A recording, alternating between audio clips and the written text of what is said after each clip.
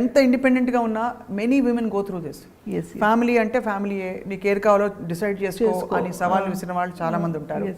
And I have also seen that personally also. So anyway, all that apart, ఇంకొక చాలా remarkable thing about you is మీ భావాలు చాలా సెక్యులర్గా, you believe in the oneness of God. ఎందుకంటే అమ్మవారి పాత్ర ఇది కూడా గతంలో మీరు చెప్పారు, కానీ ఎప్పుడు చెప్పినా అదే వెలుగు కనిపిస్తుంది. కాబట్టి ఐ వాంట్ టు సీ అమ్మవారి పాత్రలు వేయడం అనే ఒక కాన్ఫ్లిక్ట్ వచ్చిందా మీకు మైండ్లో? మీ పాత్ర వేయచ్చా, నేను ముస్లింని కదా అని. అలాగే మిమ్మల్ని కాస్ట్ చేసేటప్పుడు కూడా ఎవరు వెనకాడలేదు, మీరే అమ్మవారిని. అవును అవును. So first thing, cost was never in my mind. అంటే ఐఎమ్ ముస్లిం అన్న థాట్ ఎప్పుడు రాలేదు, అట్లా రాలేదు. Because my father was a Christian and my mother was a Muslim. And మా ఫ్యామిలీలోనే మా మదర్ సైడ్ ఇద్దరు, ఒకరు హిందూని చేసుకున్నారు ఆల్రెడీ, ఇంకొక aunty. So they were like mixed culture. But my father in law side and all were strict, like very strict from Syed's families, and they were very conservative Muslim, pakka Muslim family, but they have supported me as much as they can. అలాగే నేను చెప్పాను కదా, వాళ్ళని కూడా నేను అంత ఇదిగా చూసుకున్నాను. కానీ కాస్ట్ ఎప్పుడు నాకు అడ్డు రాలేదు. ఆ రోజుల్లో ఈ కాస్ట్ అని ఇప్పుడు వినిపిస్తుంది మనకి, ఇప్పుడు వింటున్నాం ఈ కాస్ట్ ఇలా ఉంది, వాళ్ళు కాపులు, వీళ్ళు కమ్మాలు, వీళ్ళు రెడ్డిలు, వీళ్ళు రావులు, వీళ్ళు ముస్లిం, ఇది సున్నీ, వీళ్ళు ఇది షియాజ్ అనేది ఆ రోజుల్లో లేవు Sapna. As far as I know, if you లేదు.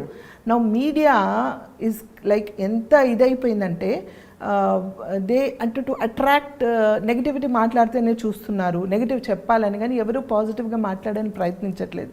సో బికాస్ ఆఫ్ మీడియా ఇదంతా స్ప్రెడ్ అయింది. Because now internet is become more popular, అంత స్ప్రెడ్ అయింది. కాబట్టి ఇప్పుడిప్పుడు జనాలకి తెలుస్తుంది that she is from a conservative Muslim family అని. అప్పటి వరకు ఎవరికి తెలియదు. చక్కటి మన తెలుగింటి అమ్మాయి అనుకున్నారు తప్ప ఒక ముస్లిం ఫ్యామిలీ నుంచి వచ్చిన ఒక అమ్మాయిని ఎవరు అనుకోలేదు ఇప్పటి వరకు, బికాస్ ఆఫ్ ఇంటర్నెట్.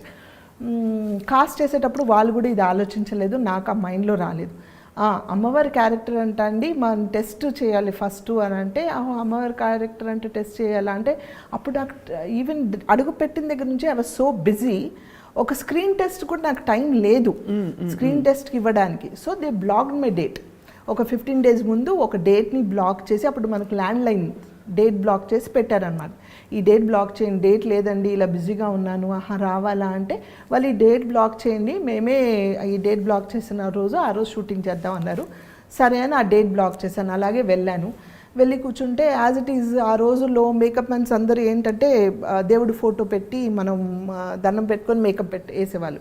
సో ఆ మేకప్ మ్యాన్ గారు, ఆయన పేరు గుర్తులేదు, ఆయన అమ్మవారి ఫోటో పెట్టి, అమ్మ ఇదిగోండి ఈ అమ్మవారి గెటపే మీకు వేయాలి అన్నారు.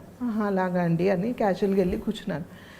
నాకు ఆ అమ్మవారి ఫోటో చూసినప్పుడు అంటే నాకు ఏం తెలియదు దేవుడి గురించి, అమ్మవారు ఎవరో తెలియదు, ఏం తెలియదు, anything I don't know about any Hindu gods or anything, బ్లాంక్గా. కానీ ఆ అమ్మవారి ఫోటో చూసి, తల్లి ఈ గెటప్ నాకు రావాలంట, ఇలాగే కావాలంట, అసలు నువ్వు ఉన్నావా లేదా నాకు తెలియదు, నువ్వు ఉంటే గనక, నువ్వు నిజంగా ఉన్నావంటే నీ రూపాన్ని నాకు ఇవ్వు, నీ రూపం ద్వారా నేను 10 మందికి కనిపించాలి, సో నీ రూపం నాకు ఇవ్వు అని దండం పెట్టుకొని కూర్చున్నా.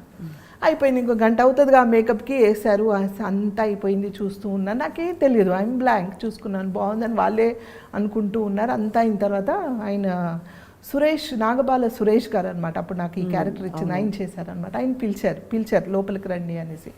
ఆయన వచ్చి చూసి చూడగానే నాకు చేతులు ఎట్లా దండం పెట్టేశారు. పెట్టగానే ఐ వాజ్ షాక్డ్, ఏంటి అని. అందరంటే ఆయన ఇలా చెప్తే, ఆయన ఒక వెళ్ళి కొబ్బరికాయ తీసుకొచ్చారు ఒక ఆయన.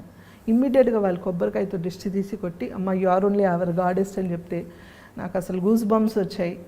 I couldn't like understand what is war. అప్పటి నుంచి నేను అమ్మవారిని నమ్మడం స్టార్ట్ చేశాను. నువ్వు ఉన్నావని కదా నీ రూపంలోకి వచ్చింది. అండ్ ఎంతమందికి అందరు వైవిజయ్ గారి కజిన్ వచ్చింది, వాళ్ళ కేఆర్ విజయ్ గారి కజిన్ వచ్చింది, వాళ్ళ నీస్ అంట అని అందరూ రాస్తూ ఉన్నారు. కానీ అప్పుడు మనకి చెప్పుకోవడానికి ఎక్స్ప్లెనేషన్ ఇవ్వడానికి లేదు. అంటే అప్పుడు ఎవరు ఏంటి అని అంటే, కేఆర్ విజయ్ గారు ఎవరు తెలుసా అని అందరూ చెప్పి ఆవిడే అడ్రస్. సో అలాంటిది ఆవిడతో పోల్చి నాకు ఇంత మంచి ఇది ఇచ్చారా, ఇంత మంచి క్యారెక్టరా అంటే నిజంగా తల్లి ఉన్నట్టుగా, నేను ఏ జన్మలో ఏ అదృశ్యం చేసుకున్నాను ఆ రూపం నాకు వచ్చి ఉంటుంది కదా అని ఒక బిలీఫ్తో ఈరోజు కూడా నేను ఆవిడ నమ్ముతారు అమ్మవాడు. డెఫినెట్గా నమ్ముతా. అండ్ ఆల్సో ఐ థింక్ మీరు తిరుమల కూడా వెళ్తూ ఉంటారు తరచు. తిరుమల కొండ. ఎస్, మీతోనే వెళ్ళాను కదా, అవునవును. నడుచుకుంటూ వెళ్ళాను ఒకసారి, మా స్టాఫ్ అందరిని తీసుకొని నడుచుకుంటూ వెళ్ళాలని కోరిక అనమాట నాకు. మామూలు దర్శనాలకైతే ఎప్పుడు చాలాసార్లు వెళ్ళాను. ఒకసారి రాఘవేంద్ర రావు గారు వాళ్ళ సీరియల్ చేసేటప్పుడు ఆయన కపుల్స్ వెళ్ళాలి, ఇద్దరు మొగుడు పిల్లలు వెళ్ళాలి, ఒకసారి సడన్గా ఆయన ఫోన్ చేశారు.